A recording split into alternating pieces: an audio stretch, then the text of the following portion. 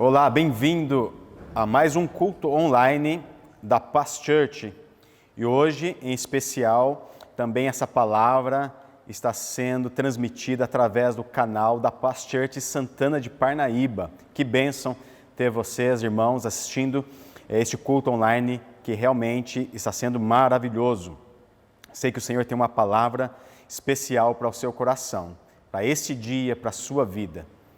Feche seus olhos, eu quero te incentivar você agora a orar, pedir ao Espírito Santo que Ele possa falar ao seu coração e que essa palavra realmente ela possa ser uma bênção para você, para a sua casa, para a sua família. Vamos orar. Pai, obrigado por esse dia tão especial. Esse é o dia que o Senhor fez e podemos nos alegrar no Senhor. Muito obrigado, Pai. Obrigado pela oportunidade que o Senhor nos dá, mesmo à distância, poder nos conectar através deste culto online. Muito obrigado, Pai, por esta palavra que será ministrada aos nossos corações. Nós sabemos, Senhor, que essa palavra fará diferença nas nossas vidas e ela tem o poder para nos transformar de dentro para fora. Muito obrigado já pelo resultado dessa palavra. Muito obrigado, querido Espírito Santo, pela Tua presença que está invadindo e já invadiu a sala dos meus irmãos, o lugar onde eles estão. Muito obrigado. Continua, Senhor, fazendo aquilo que o Senhor preparou para esse dia no nome de Jesus. Amém. Amém. O tema da mensagem de hoje, do Senhor ao meu coração e ao seu coração, coloquei como título, A Verdadeira Esperança. A Verdadeira Esperança. Hoje estamos ainda nesse tempo de quarentena, de tantas incertezas, de notícias atravessadas, mas uma certeza nós temos, uma esperança, a esperança que vem da parte de Deus, a esperança que vem através da palavra dEle, a esperança que nos dá um olhar para um futuro, a esperança que nos leva e nos transporta então para algo melhor. É sobre essa esperança que eu quero falar com você, a verdadeira esperança, a verdadeira esperança. Jesus, Ele era mestre e como Ele era mestre, Ele é mestre, Ele transportava o coração dele, a unção do Espírito que estava na vida dele para todas as pessoas que o seguiam. Em Mateus capítulo 19, Ele está ensinando sobre tantas coisas, mas de repente, algumas pessoas trazem crianças para que Ele pudesse então abençoar, orar por elas. Os discípulos tentam reter aquelas crianças, impedir que elas chegassem até Jesus, mas Jesus exortou os discípulos, dizendo, deixe vir as minhas criancinhas, deixe elas vir até mim, porque elas são um sinal daquilo que cada um de nós devemos ser. Jesus diz, olha, vocês devem ser como essas crianças, porque se nós formos como essas crianças, nós herdaremos o reino dos céus. É o que Jesus diz. Mas depois de Jesus abençoar a vida daquelas crianças, orar por elas, Jesus levantou daquele lugar e seguiu. Certamente muitas pessoas estavam vendo aquele movimento, o ensino de Jesus, e havia uma pessoa especial ali que estava seguindo a Jesus. O nome dele não é relatado, não diz, a Bíblia não diz qual é o nome desse jovem, só fala que é um jovem, mas esse jovem seguiu a Jesus e em algum momento ali ele interrompeu Jesus e fez uma pergunta a ele. Eu quero ler esse texto com você, que está em Mateus capítulo 19, verso 16 em diante, que diz assim, eis que alguém aproximou-se de Jesus e lhe perguntou, mestre, que farei de bom para ter a vida eterna? Respondeu-lhe Jesus, por que você me pergunta sobre o que é bom? Há somente um que é bom. Se você quer entrar na vida eterna, obedeça aos mandamentos. Quais? Perguntou ele. Jesus respondeu, não matarás, não adulterarás, não furtarás, não dirás falso testemunho, honra teu pai e a tua mãe, e amarás o teu próximo como a ti mesmo. Disse-lhe o jovem, a tudo isso tenho obedecido, o que me falta ainda? Jesus respondeu, se você quer ser perfeito. Um outro evangelho, o evangelho de Marcos 10, 21, Marcos capta algo tão bacana nesse momento, Jesus olhou para ele e o amou, o que a palavra de Deus diz. Olhou para aquele jovem e, movido de compaixão, de amor por aquele jovem, Jesus diz a ele: falta uma coisa para você. Então, Jesus diz: vá, venda os seus bens, dê o dinheiro aos pobres e você terá um tesouro nos céus. Depois, vem e siga-me. Ouvindo isso, o jovem afastou-se, triste, porque tinha muitas riquezas. Este contexto, este momento da vida de Jesus, onde esse jovem, com muita boa intenção, ele vem e se aproxima de Jesus e faz esta pergunta a ele: mestre, o que farei de bom para herdar a vida eterna? Eu quero isso que o Senhor está pregando, tudo isso, essa verdade que o Senhor está falando, eu quero para a minha vida, o que eu preciso fazer, aonde eu compro isso, o que eu preciso dar para ter em troca a vida eterna. Jesus, ele vai diretamente com uma resposta praticamente pronta e diz a ele: obedeça aos mandamentos, aquilo que você já sabe. Esse jovem, com certeza, ele vem de uma família muito bem estruturada, ele vem de uma família muito bem regrada, ele teve ensinos. A Bíblia diz aqui que ele mesmo respondeu, esse jovem respondeu: eu já faço isso, eu amo meu irmão, eu aprendi a não mentir, eu aprendi a não roubar, eu não dou falso testemunho, eu amo o meu próximo como a mim mesmo, eu já faço tudo isso, Jesus, mas mesmo assim, fazendo bem às pessoas, mesmo assim, sendo bom e obedecendo os mandamentos, parece que me falta algo, eu não sou completo. Em outras palavras, é o que o jovem, ele disse a Jesus. Mas Jesus, ele então entra no coração desse jovem, entra no mais profundo, lá no íntimo do coração desse jovem, identifica no coração daquele jovem que havia uma raiz ali que ele precisava se desprender. Então Jesus diz para ele: vai lá, vende todos os seus bens, dê aos pobres, depois volta e me segue. Diz que esse jovem então, ele ficou triste. Ele voltou para sua casa, na verdade, porque ele desistiu de seguir a Jesus, decidiu de receber aquilo que Jesus tinha para ele. Mas será que Jesus queria então que ele vendesse tudo e ele ficasse pobre? E é somente os pobres que podem seguir a Jesus? Claro que não, claro que não. Se nós continuarmos lendo esse texto, olha que interessante, porque essa fala de Jesus, ela chacoalhou inclusive o coração dos discípulos que estavam seguindo a Jesus. Veja no verso 23, que é a continuação desse texto. Então Jesus disse aos discípulos: digo a verdade, dificilmente um rico entrará no reino dos céus. E digo ainda, é mais fácil passar um camelo pelo fundo de uma agulha do que um rico entrar no reino de Deus. Ao ouvirem isso, os discípulos ficaram perplexos e perguntaram: e nesse caso, Senhor, quem pode ser salvo? Jesus olhou para eles e respondeu: para o homem é impossível, mas para Deus todas as coisas são possíveis. São possíveis. Na verdade, Jesus, ele não queria tirar os recursos que aquele jovem tinha, que ele desse tudo aos pobres e se tornasse então pobre financeiramente para seguir a Jesus. Claro que não. É que na verdade havia um apego no coração daquele jovem, a esperança que havia no coração daquele jovem estava baseado nas riquezas, naquilo que ele tinha talvez herdado dos pais, ou a herança que ele ia ter dos pais, a condição financeira que ele tinha, e Jesus precisava tirar isso do coração dele para que ele pudesse então olhar para Jesus, que é o único autor da verdadeira esperança. Esse jovem buscou uma resposta para a sua vida. E Jesus deu uma resposta para ele. Quantas pessoas também não estão em busca de uma resposta para a sua vida, na expectativa então de ter uma direção, de ter algo que complete a sua vida, que realmente faça sentido para ela. Talvez muitas pessoas estão assistindo esse vídeo agora, assistindo este culto online, e tem a mesma pergunta no seu coração. Eu tenho feito tudo, mas ainda há um vazio no meu coração, parece que a minha vida não é completa. Era a mesma indagação desse jovem, a mesma indagação. Mas Jesus então deu uma resposta para ele. Agora esse jovem estava diante de uma encruzilhada, ele precisava tomar uma decisão, que caminho ele ia seguir.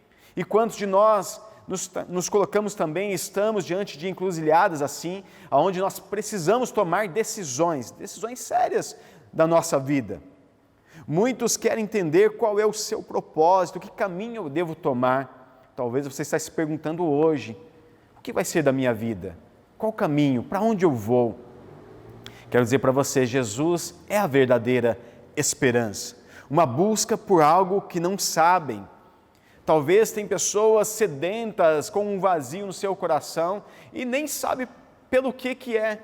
Talvez agora assistindo e ouvindo a palavra de Deus, o Espírito Santo comece agora a dizer para você o que é que estava faltando no seu coração. Você já teve aquela experiência de querer comer alguma coisa e não sabe o que é? Eu já tive várias vezes em casa, uma vontade de comer algo, um desejo por algo, abria a geladeira, olhava, tinha muitas coisas que eu poderia comer, abria o armário e muitas coisas eu poderia fazer e comer, mas não era nenhuma daquelas, a certeza que eu tinha é que não era nada daquilo. Você já passou por isso? Pois é, muitas vezes nós também passamos por isso. Quantas pessoas não estão passando por isso, buscando preencher o seu coração, preencher a sua vida com tantas coisas, mas no fundo, quando toda a alegria das coisas, dos momentos passa, ainda há um vazio no seu coração. Quantos têm buscado preencher esse vazio, buscando talvez, dizendo assim, se eu tiver um sucesso profissional, se eu for bem sucedido profissionalmente, aí sim, então eu vou ser completo, talvez seja isso que vai completar esse vazio no meu coração. E depois que tem um sucesso profissional e financeiro, e olha para trás e diz, não era isso. Mas talvez, e se eu tiver um casamento, talvez eu precise casar e ter uma esposa, um esposo, talvez é isso que vai completar a minha vida. E casa então, e o casamento é maravilhoso, sim, faz parte da vida do ser humano, é muito bacana, mas não completa um vazio no coração. Muitas pessoas têm depositado a sua esperança no seu cônjuge. Eu quero dizer para você, o seu cônjuge não pode suprir as suas necessidades, nem preencher o seu coração. Muitas pessoas dizem, depois de casados, talvez falte no nosso casamento os nossos filhos. Se nós tivermos filhos, aí sim a nossa vida vai ser completa, esse vazio vai ser completo. Muitas pessoas têm os seus filhos e ainda se sentem incompletas. Muitas pessoas dizem, eu preciso então de uma casa melhor, eu preciso trocar de carro, eu preciso adquirir algum bem, e depois que tudo passa, ainda continua o vazio. E quantas pessoas não vão para outros caminhos buscando na bebida, nas drogas? Quantas pessoas não vão buscar na prostituição, preencher um vazio que há no coração? Mas não conseguem, porque esse vazio que há no coração do homem, e no coração do homem há um vazio, há um espaço do tamanho de Deus, onde só Deus pode preencher, e nada disso pode preencher, e essas pessoas vão entrando e buscando cada vez mais, eu quero mais aprofundar, talvez nas drogas, na prostituição, e vai cavando um buraco ainda maior, e não é preenchido, e chega a uma altura da sua vida e diz, não era nada disso que eu precisava. No final das contas, nada disso foi suficiente para preencher esse vazio. Jesus, ele fez tantas coisas, ele curou, ele abençoou, ele multiplicou pães, supriu necessidades, ele até ressuscitou mortos. Mas se nós formos buscar, na verdade, o propósito da vinda de Jesus, a primeira vinda de Jesus, foi abençoar, ele abençoou muitas pessoas, mas não foi este o propósito central de Jesus para a vida da humanidade, para a minha vida e para a sua vida. Na verdade, o propósito central da vida de Jesus era ligar novamente eu e você ao Pai, que através da fé nós nos tornássemos então filhos de Deus. Ele veio para nos levar de volta para a casa do Pai, para o lugar seguro, aonde há esperança, aonde há paz, aonde a verdadeira esperança reina. Eu já fui em muitos velórios, e há uma diferença muito grande, usando esse exemplo, de um velório de um cristão para um velório de alguém que não tinha esperança, que não tinha fé. O velório de um cristão, as pessoas, apesar da saudade, saber do desligamento físico aqui na terra, têm a esperança de um dia se encontrar novamente com aquela pessoa, então elas cantam, elas agradecem a Deus, elas regozijam diante mesmo de uma separação de algo tão traumático. Mas num velório onde não há esperança, há choro, há desespero. Eu quero dizer para você, Jesus é a minha e a sua esperança. E quando então o Senhor nos leva a nos encontrar novamente com a nossa identidade, que é de sermos filhos de Deus, que nos leva de volta para os braços do Pai, essa transformação que vem de dentro para fora, ela nos enche de paz, nos enche desta verdadeira esperança. E Romanos 12:12 diz assim: alegrem-se na esperança, sejam pacientes na tribulação, perseverem na oração. O apóstolo Paulo, escrevendo aos Romanos e a nós hoje, diz: alegrem-se na esperança.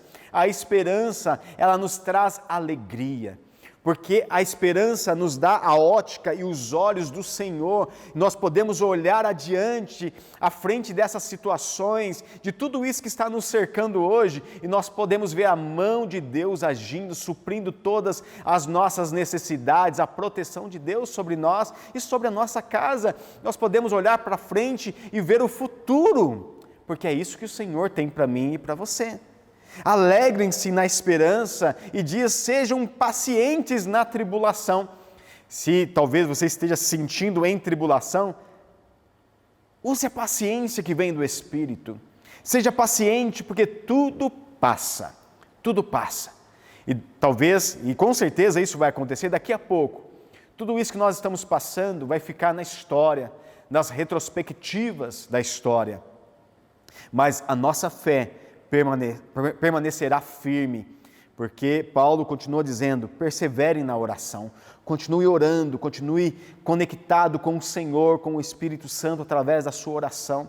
Coloque diante de Deus todas as suas petições, as suas angústias, coloque diante de Deus e Ele vai te encher de paz e de esperança. Em Lamentações capítulo 3, verso 19 a 26, o profeta Jeremias, ele diz assim: lembro-me da minha aflição e do meu delírio, e da minha amargura e do meu pesar. Lembro-me disso tudo e a minha alma desfalece dentro de mim. O profeta Jeremias aqui está dizendo sobre um momento difícil. Está falando sobre aflição, sobre delírio, sobre amargura na alma, sobre pesar. Diz que a alma dele desfalece. Então era um momento difícil aqui de Jeremias, mas ele continua. Glória a Deus que a palavra de Deus ela tem uma continuação. E ele diz assim: todavia, portanto, lembro-me também do que pode me dar esperança. Em outras versões diz: eu trago à memória aquilo que me dá esperança.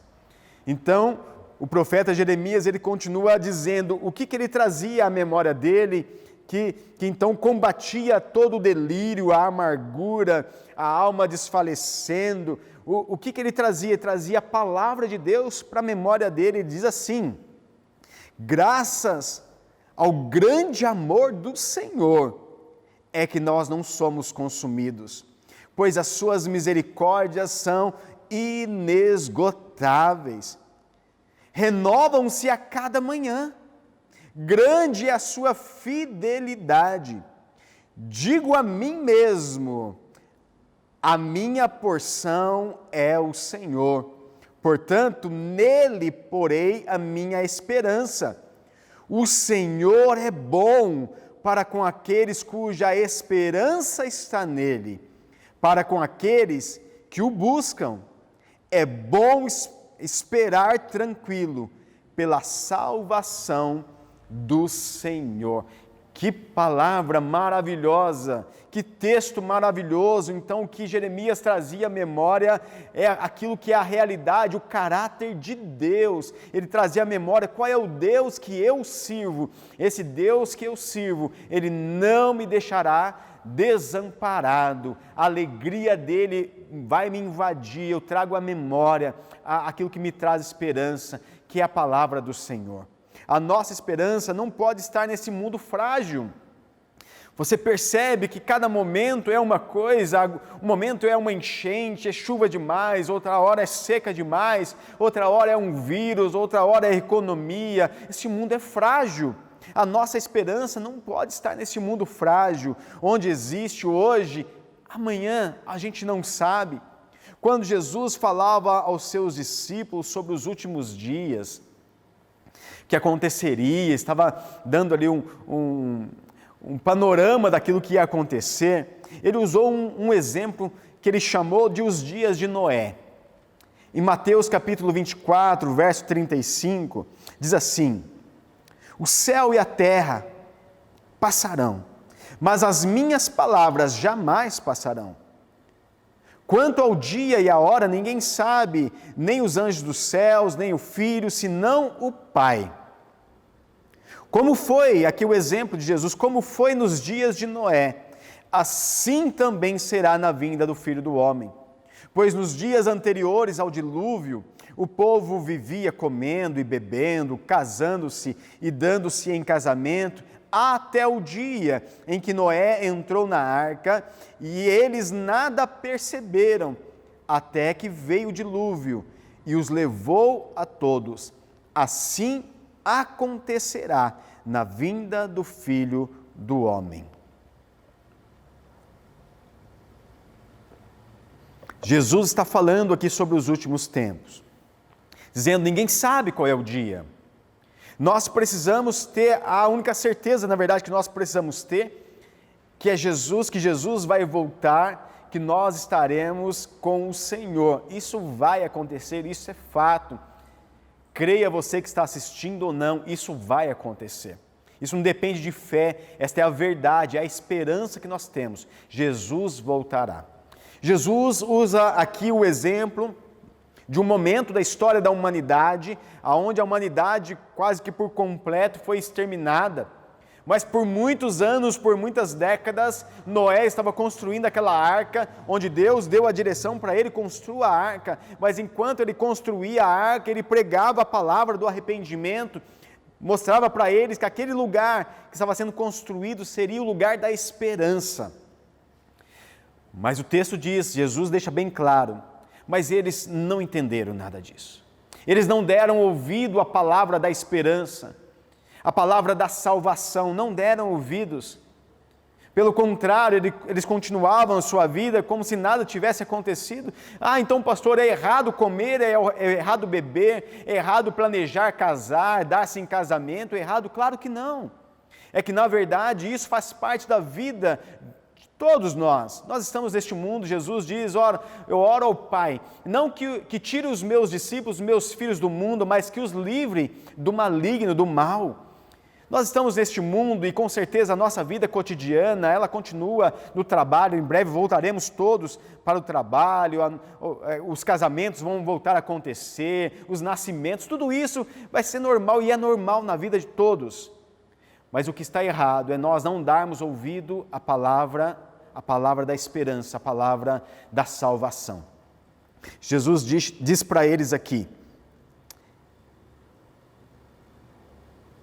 eles nada perceberam, eles não perceberam. Noé entrou na arca, aquela arca foi fechada, era o único lugar onde poderia haver salvação, até que o dilúvio veio. No momento em que começou a chover, no momento em que a água começou a descer, não havia chuva até aquele momento, somente orvalho. Quando começou aquela chuva torrencial, eles lembraram então das palavras de Noé. Muitos procuraram entrar na arca, mas a porta estava fechada, era o final da história para aquelas pessoas. Mas hoje a palavra da esperança está chegando ao seu coração. E eu desafio você a não fechar os seus ouvidos. Talvez você está ouvindo esta mensagem hoje, está dizendo, mas como eu posso entrar debaixo deste lugar de esperança, deste lugar de salvação?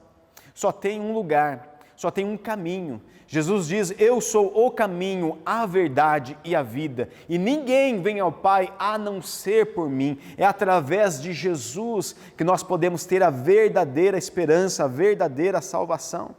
E Hebreus 10, 23 diz, apeguemo-nos com firmeza à esperança que professamos, pois aquele que prometeu é fiel, é fiel.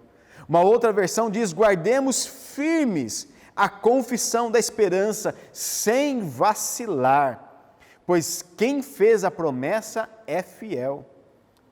Queridos, eu quero dizer para você, que este é o tempo em que Deus quer nos levar para um tempo maravilhoso com Ele. Não o momento onde nós viveremos no desespero, pelo contrário, nós podemos nos alegrar mesmo neste momento onde as circunstâncias são contrárias. Porque a minha vida e a sua vida está escondida com Deus. Mas talvez você nunca fez a decisão de entregar a sua vida a Jesus. Você nunca entregou a sua vida a Jesus, ou talvez você tenha andado afastado dos caminhos de Deus, você se desviou, não quero dizer qual foi a circunstância, você talvez tenha bons motivos, inclusive, na sua mente, para ter se afastado, mas eu quero te chamar de volta. A palavra de Deus está te chamando de volta, o Espírito Santo está falando ao seu coração. Este é o tempo de nos voltarmos para o Senhor, a verdadeira esperança. Se você precisa entregar, eu sei que você precisa entregar a sua vida a Jesus. Você está no sofá da sua casa, com a sua família, e talvez pensando, essa palavra está falando comigo, é a minha vida, eu preciso tomar uma decisão, tome essa decisão hoje.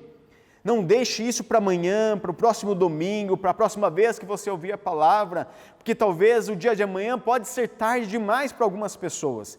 Mas a arca está com a porta aberta hoje, dizendo, entrem, aqui é o lugar da salvação. A palavra de Deus, o Senhor Jesus está batendo a porta. Aquele que tem ouvidos, ouça o que o Espírito Santo está dizendo. Eu quero te chamar para tomar uma decisão por Jesus. A chamar para tomar uma decisão a Jesus. Ou talvez a voltar para a casa do Pai.